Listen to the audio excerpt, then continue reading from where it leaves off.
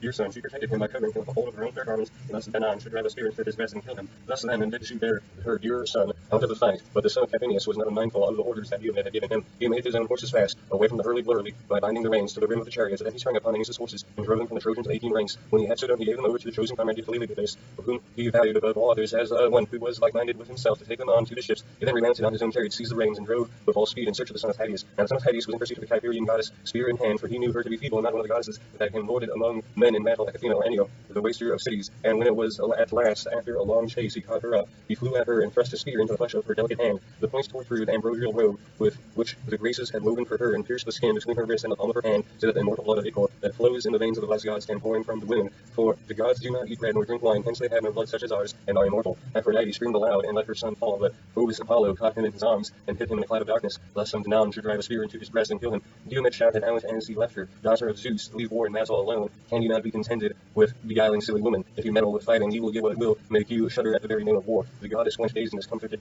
away, and Iris, fleet as the wind, drew her from the throng, and the pain with her fair skin all besmirched. She found fierce Ares waiting on the left of the vansel, with the spear and his 2 fleet steeds resting on a cloud, whereon she fell on her knees before her brother and implored him to let her have his horses. Dear brother, she cried, save me and give me your horses to take me to Olympus, where the gods dwell. I am badly wounded by a mortal, son of Tydeus, who would now fight even with father Zeus. Thus as she spoke, and Ares gave her his gold bedizened steeds, she mounted the chariot sick and sorry at heart, while Iris sat beside her and took the reins in her hand. She lashed her horses on, and they flew forward, nothing aloft, till in a trice they were on high Olympus, where the gods have their dwelling. There she saved them, and unloosed them from the chariots, and gave them their ambrosial forage. But Aphrodite flung herself onto the lap of her mother Dione, who threw her arms about her and caressed her, saying, Which of the heavenly beings has been treating you in this way, as though you have been doing something wrong in the face of day? And laughter-loving Aphrodite answered, Proud Diomed, the son of Tydeus, wounded me because I was bearing my dear son Aeneas, whom I love best of all mankind, out of the fight. The war is no longer one between Trojans and Achaeans, for the Danons have now taken to fighting with the immortals. Bear my child, replied Dione, and make the best of it. We dwellers in Olympus have to put up with much of the hands of men, and we lay much suffering on one another. Ares had to suffer when Otis and Atalanthes, children of Alamos,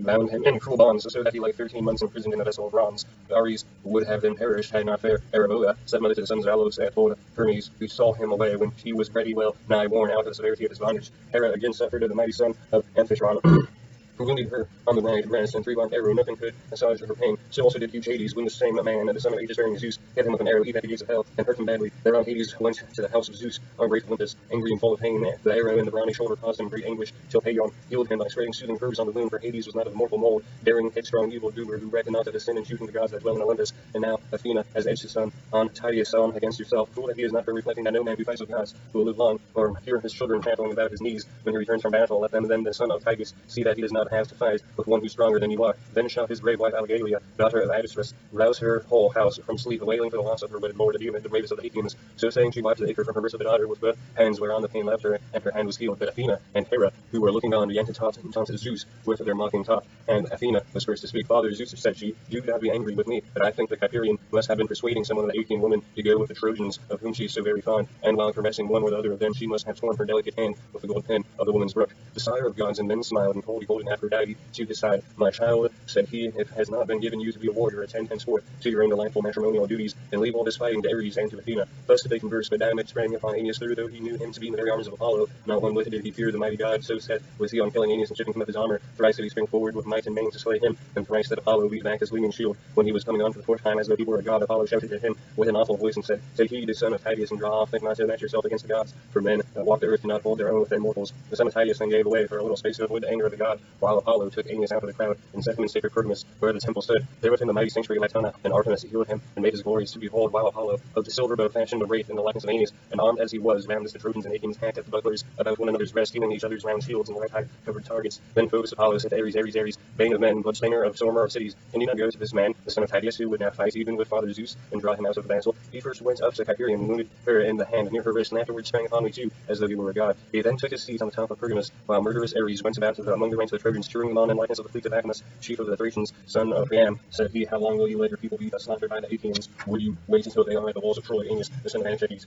has fallen. He we held in high honor as Hector himself. Help me then to rescue our brave comrade from the stress of the fight. With these words he put heart and soul into them all. Then Sarpedon rebuked Hector very sternly. Hector, said he, Where is your prowess now? You used to say that though you had neither people nor allies, you could hold the town alone with your brothers and brothers-in-law. I see not one of them here. They cower at hounds before a lion. It is we, your allies, who bear the brunt of the battle. I have come from afar, even from Lycia, in the banks of the river Xanthus, where I have left my wife, my infant son, and much wealth to tempt whoever is needy. thee. Nevertheless, I head my Lycian soldiers and stand my ground against any who fight me, though I have nothing here for the Achaeans to plunder. While you look on without even bidding, your men stand firm in defense of their wives. See that you fall not into the hands of your foes, as men caught in the meshes of a net, and they sack your fair city forthwith. Keep this before your mind night and day. Beseech the captains of your allies to hold on without flinching, and thus put away their reproaches from you. So spoke Sarpedon, and Hector smarted under his words. He sprang up from his chariot and clad in the suit of armor, and went about among the host, avenging his two spears, goading the men to fight, and raising the terrible cry of battle. Then they rallied and again faced the Achaeans, but Argives stood compact and firm, and were not driven back, as the breeze sports with the chaff upon some goodly threshing floor. Then men went our now winnowing